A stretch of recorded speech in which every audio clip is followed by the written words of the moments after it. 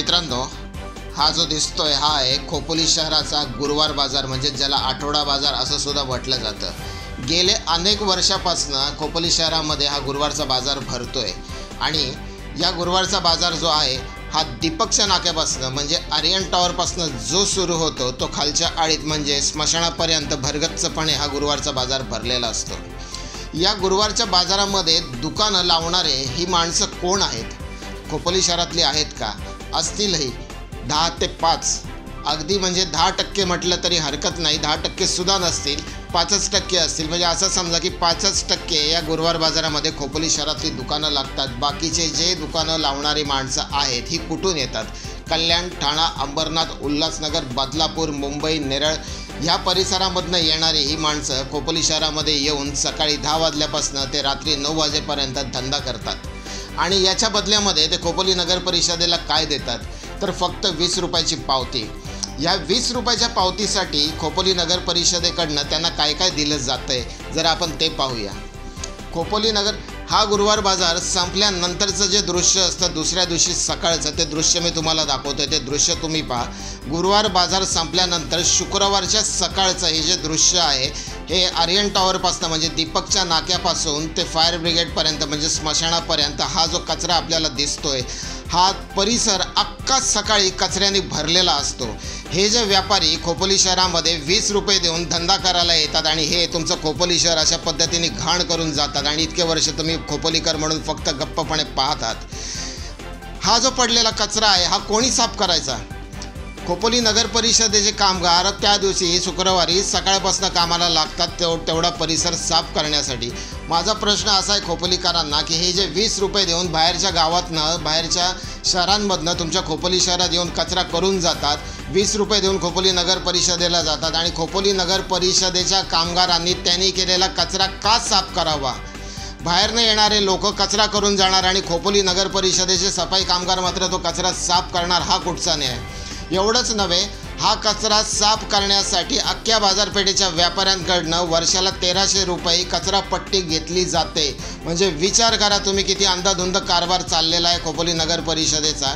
बाहेरच्या शहरातनं लोक खोपोली शहरात येणार, ते धंदे करणार, त्यांची पोटं भरणार, इथनं निघून जाणार आणि त्यांनी केलेली घाण साफ करण्यासाठी या खोपोली बाजारपेठेतले व्यापारी 1300 रुपये महिन्याला भरतायत का म्हणून त्यांनी ते 1300 रुपये भरावेत।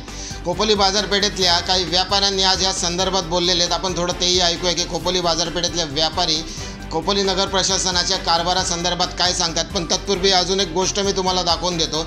ही जी फुटपाथ आपण बांधलेली पाहतायत, कब्रस्तानाजवळची ही फुटपाथ आहेत, ही फुटपाथ खोपोली नगर परिषदेने या बाहेरच्या गावातनं येणाऱ्या धंदा करणाऱ्या लोकांसाठी बांधलेली आहे। कोणाच्या पैशातनं तर तुमच्या पैशातनं, तुम्ही आणि आम्ही खोपोलीकर जो टॅक्स भरतो या टॅक्समधनं हे फुटपाथ त्यांना बांधून दिलेले आहेत। एवढी मेहरबानी त्यांच्यावरती कशासाठी केली जाते? फक्त त्या 20 रुपयाच्या पावतीसाठी?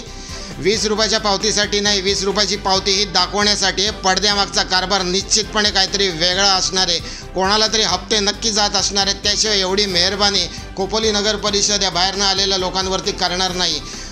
गुरुवारच्या दिवशी जो खोपोलीमध्ये पाय ठेवायला जागा नसते, जी गर्दी खोपोली बाजारपेठेमध्ये असते, ही गर्दी बाहेरच्या गावातनं आलेले लोक आहेत। खोपोलीतले लोक गुरुवार बाजारात जात नाही अशातला भाग नाही, पण जाणारे 10 ते 15% असतील। बाकीचे खोपोलीच्या आजूबाजूची जी खेडेगाव आहेत या खेडेगावांमधनं ही गर्दी येते आणि त्या दिवशी खोपोली बाजारपेठेचं अख्खं जनजीवन जे आहे ते विस्कळीत होऊन जातं। अमाप गर्दी, या गर्दीमध्ये चालायला देखील जागा नसते। हे सगळं खोपोलीकरांनी का सहन करावं? हे जे बाहेरचे लोक येऊन तुमच्या शहरात येऊन धंदा करतायत आणि त्याचा हा त्रास तुम्ही, आम्ही आणि या व्यापाऱ्यांनी का सहन करायचा? खोपोलीकराचं किती दिवस शांत राहून बघणार आहेत? फक्त बघायची भूमिका जी आहे ते कुठपर्यंत घेणार? जोपर्यंत तुम्ही बोलणार नाहीत तोपर्यंत काही होणार नाही। वास्तविक पाहता खोपोली शहराला गुरुवार बाजाराची काहीही गरज नाही आहे, या आठवडा बाजाराची काहीही गरज नाही। आज खोपोलीत ठिकठिकाणी सगळी दुकानं झालेली आहेत। हे जे येतात ते आठवड्याभराचा धंदा एका दिवसात करून जातात। खोपोलीतली नव्हे तर आजूबाजूच्या खेड्यातली लोक दुकानांमध्ये जाऊन खरेदी करायची थांबतात, ते वाट पाहतात की गुरुवार बाजार कधी लागेल, त्या दिवशी आम्ही गुरुवारच्या बाजारात खरेदी करू। मग खोपोलीतल्या व्यापाऱ्यांनी काय करायचं? फक्त तुमच्या गणपतीच्या आणि नवरात्रीच्या पावत्या फाडायच्या, एवढंच काम फक्त खोपोलीच्या व्यापाऱ्यांनी करायचं। फक्त पावती फाडायची असेल तर खोपोलीचे व्यापारी आठवतात, हे गुरुवार बाजारात जावा गणपतीची पावती मागायला, देतील का बघा तुम्हाला? खोपोलीकर म्हणून तुम्ही असं किती दिवस पाहत राहणार? आणि खोपोली नगर परिषदेला सुद्धा माझा प्रश्न आहे, हे किती दिवस चालणार आहे? कुठेतरी थांबलं पाहिजे. आणि हा जो कचरा आहे, आता सगळ्यात मोठी गंमत बघा, हे जे व्यापारी, काही व्यापारी जे आहेत ते जाताना आपला कचरा कुठे टाकतात तर गोळा करून तर तो टाकतात तुमच्या नदीमध्ये, खोपोलीच्या नदीमध्ये. हा जो तुम्ही कचरा पाहताय ना, हा अख्खी पाताळगंगा नदीचं जे तोंड आहे गच्च कचऱ्याने प्लास्टिकने भरलेलं आहे. हे खोपोलीतल्या लोकांनी नाही टाकलेलं आहे. हे जे बाहेरचे लोक तुमच्या शहरात येऊन धंदा करतात, हे तुमचं शहर असं घाण करून जातात आणि तुम्ही फक्त बघत राहा.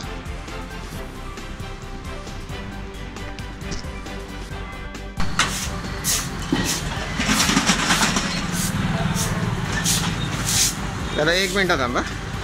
हा जो कचरा तुमच्या दारात जो पडलेला आहे, हा कोणी केलेला कचरा आहे? या ना तुम्ही पण. अहो मी आहे, तुम्ही कशाला घाबरताय? हा दर गुरुवार बाजाराच्या वेळेला हा कचरा तुमच्या दारामध्ये टाकला जातो, बरोबर आहे. आणि हा साफ तुम्हाला करायला लागतो. नगरपालिकेचे कामगार तो कदाचित गोळा करून जात असतील. हा गुरुवार बाजार इथे असला पाहिजे का? याला दुसरीकडे स्थलांतरित केलं पाहिजे? व्यापाऱ्यांचं काय म्हणणं आहे? व्यापाऱ्यांचं म्हणणं असं की यांच्याकडनं तुम्ही पैसे घेता, मग यांच्याकडनं स्वच्छता पण करून घ्या ना. अगदी बरोबर. जर नगरपालिका यांच्याकडनं पैसे घेते तर यांची स्वच्छता पण त्यांनी, खोपोलीच्या नगर परिषदेच्या कामगारांनी का स्वच्छ करायचं किंवा व्यापाऱ्यांनी का स्वच्छ करायचं? बरोबर आहे. करून दे ना साफसफाई. असे म्हणतात प्लास्टिक वगैरे, अशी प्लास्टिक किती इथं वाया जातं बघा. तिथं ढीक लागलेला असतो. सकाळी उठल्या पहिले गाडीचे तेवढा हा बाजूला येतो. शेठ काय नाव आपलं? राजेश जैन, रत्नराज कलेक्शन. साहेब, हा जो मालक गुरुवार बाजाराचा हा जो गुरुवार बाजार तुमच्या या परिसरामध्ये भरवला जातो आणि याचा जो त्रास आहे आज आम्ही बघतोय, सकाळपासून शूटिंग चालू आहे, ह्या संदर्भात तुम्ही काय बोलाल? दर गुरुवारी बाहेरची माणसं येऊन इथं 20 रुपये नगरपालिका पावती फाडते आणि आम्हाला दर कचरा काढायला लागतो दर गुरुवारी वगैरे.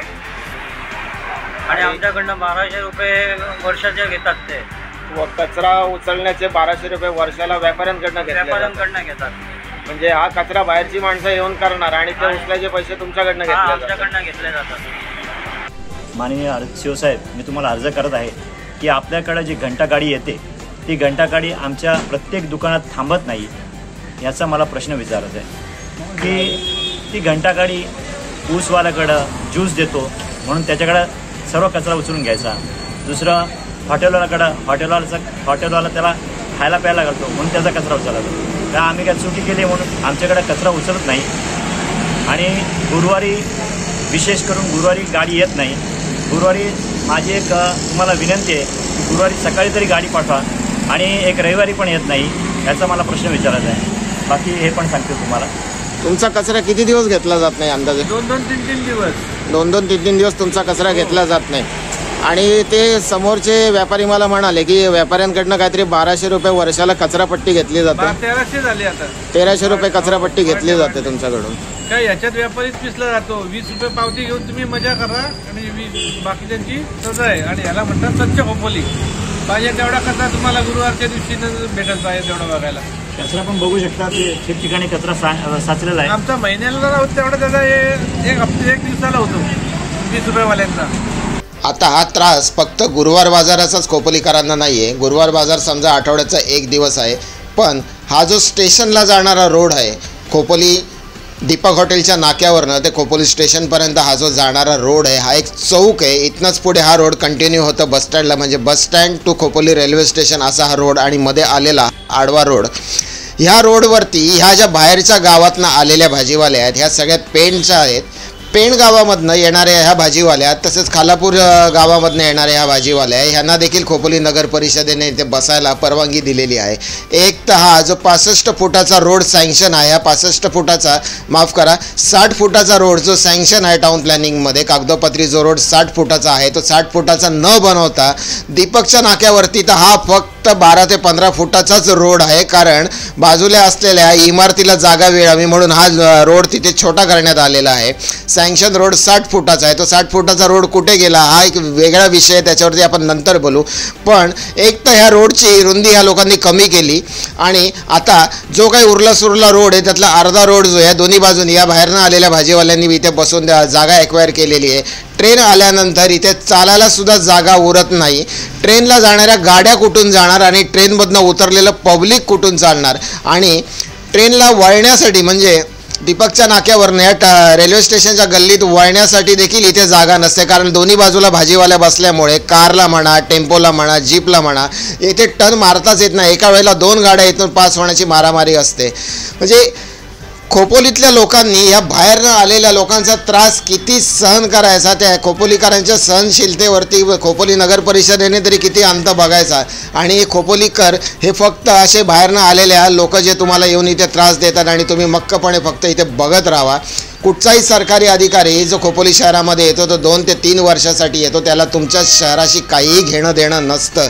तो फक्त आणि फक्त कुठेतरी हप्ते खाऊन तुमच्या शहराची वाट लावत असतो, अनधिकृत बांधकामांना परवानग्या देत असतो. असे हे जे अतिक्रमण खोपोली शहरामध्ये दिसतंय तुम्हाला, भाजीवाल्यांचं असेल, हातगाडीवाल्यांचं असेल, ह्यांना त्या गोष्टीशी काहीच घेणं देणं नाही. याचा त्रास फक्त तुम्हाला होते आणि तुम्ही खोपोलीकर म्हणून असेच गप्प राहा, असंच बघत राहा शांतपणाने. आणि हे बाहेरनं आलेले सरकारी अधिकारी आणि खोपोली शहरामध्ये आलेले धंदा करायला हे बाहेरची लोक अशीच तुमच्या शहराची वाट लावत राहणार आणि तुम्ही फक्त शांतपणाने बघत राहा.